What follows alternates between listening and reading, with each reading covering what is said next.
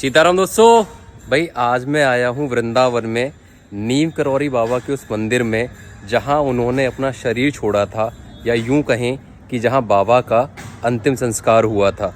इस मंदिर के दर्शन कराऊंगा दोस्तों मैं आपको व्लॉग में आगे, और साथ ही बताऊंगा इस मंदिर की पूरी कहानी भी। राधा केली कुंज में प्रेमानंद बाबा के दर्शन करने के बाद दोस्तों हम आ जाते हैं नीम करौरी बाबा के वृंदावन वाले आश्रम में, जो कि अटल्ला चुंगी पर है। यहाँ दोस्तों सबसे पहले आप दर्शन करेंगे महादेव के, जो कि आपके उल्टे हाथ में विराजित हैं। महादेव के दर्शन करने के बाद दोस्तों आगे आप दर्शन करेंगे उन हनुमान जी के, जिनकी स्थापना नीम करौरी बाबा ने अपने ही हाथों से की थी। हनुमान जी के दर्शन करने के बाद आगे आपको दर्शन करने हैं दुर्गा माता के। अभी कर लो दोस्तों आप दुर्गा माता के दर्शन। अब हम चलेंगे दोस्तों मंदिर में अंदर। तब तक मैं आपको यहाँ की कहानी बताता हूँ। जब नीम करौरी बाबा वृंदावन आया करते थे तो ये जगह एकदम सुनसान थी, लेकिन बाबा ने मंदिर बनाने के लिए इस जगह को किसी से खरीदा। लोगों ने कहा कि बाबा कोई यहाँ क्यों ही आएगा। बाबा ने कहा कि आगे चलकर यहाँ शहर बसेगा, और वैसा ही हुआ। जब बाबा ने दोस्तों इस जगह को लिया तो उसी समय बाबा ने यहाँ छोटे हनुमान जी की स्थापना करी, जो शायद वही हनुमान जी है जो बड़े हनुमान जी के बगल में बैठे हैं। आगे कुछ समय के बाद बड़े हनुमान जी की प्रतिमा यहाँ लाई गई, लेकिन लोगों ने बाबा की बिना परमिशन के प्रतिमा के साथ कुछ छेड़खानी करी और प्रतिमा को खंडित कर दिया। अब बाबा के डर की वजह से हनुमान जी को दोबारा कपड़े से ढक दिया, लेकिन जब बाबा ने आकर कपड़ा हटाया तो देखा कि हनुमान जी एकदम सही के सही, यानी कि ज्यों के त्यों है, कोई भी कैसा भी निशान उनमें नहीं है। आगे दोस्तों मंदिर में आप दर्शन करेंगे राम दरबार के, जो कि बहुत ही खूबसूरत है। और यहाँ दोस्तों कुछ माता जी सारा टाइम नाम कीर्तन करती रहती हैं। अब हम करेंगे दोस्तों यहाँ के मेन दर्शन, यानी कि उस जगह के दर्शन जहाँ नीम करौरी बाबा का अंतिम संस्कार हुआ था। तो यही दोस्तों नीम करौरी बाबा